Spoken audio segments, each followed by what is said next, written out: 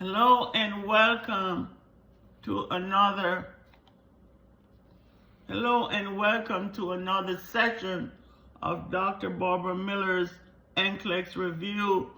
We're on the central nervous system disorders such as Guillain-Barré-Syndrome. And what is a Guillain-Barré syndrome? It's an acute autoimmune attack on the peripheral nerve and some cranial nerve myelin. What are the clinical manifestations of Guillain-Barré syndrome? It's usually preceded by an infection, more so a respiratory or gastrointestinal infection. It usually presents with ascending weakness, which may progress to paralysis, leading to acute respiratory failure. Patient will have hyporeflexia. Recovery takes several months to 2 years. Patient will have paresthesia and pain. Some collaborative management for patient with Guillain-Barré syndrome. First and foremost, you want to assess their respiratory status and provide respiratory support as indicated. You want to monitor their vital signs and also their EKG for any dysrhythmias.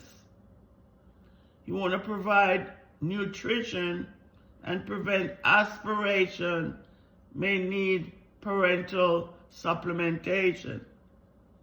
Also, you want to manage their bowel and bladder problems, because patients with Guillain-Barré syndrome will usually have bowel and bladder problem. You want to collaborate with physical therapy to maintain clients' muscle strength, flexibility, and contractures. You also want to prevent complications of immobility. Remember, when their patient is immobile, they tend to have pressure ulcers. They tend to develop pneumonia because their lungs not expanding. Okay, so you want to reposition your patient. You want to possibly sit your patient up in a semi-Fowler's position to help the lungs to expand. These patients also at risk for deep vein thrombosis, so you want to ensure that the patient wear the TED stockings. They're at risk for urinary tract infections, atelectasis, and skin breakdown, as mentioned, with developing pressure ulcers. Decrease their anxiety by providing information and support. So what's the therapeutic measurement for Guillain-Barré syndrome? Respiratory support is a must. Sometimes they need to go on the mechanical ventilation. They also will have plasmapheresis.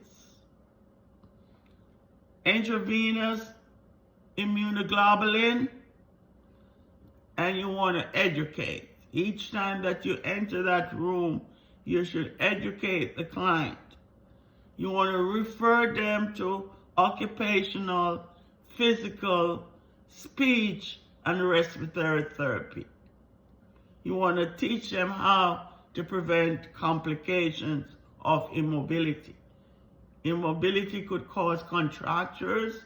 Immobility could lead to pneumonia. Immobility could lead to pressure ulcers, which could turn into huge decubitus. So thank you for watching this short video on Guillain-Barré Syndrome.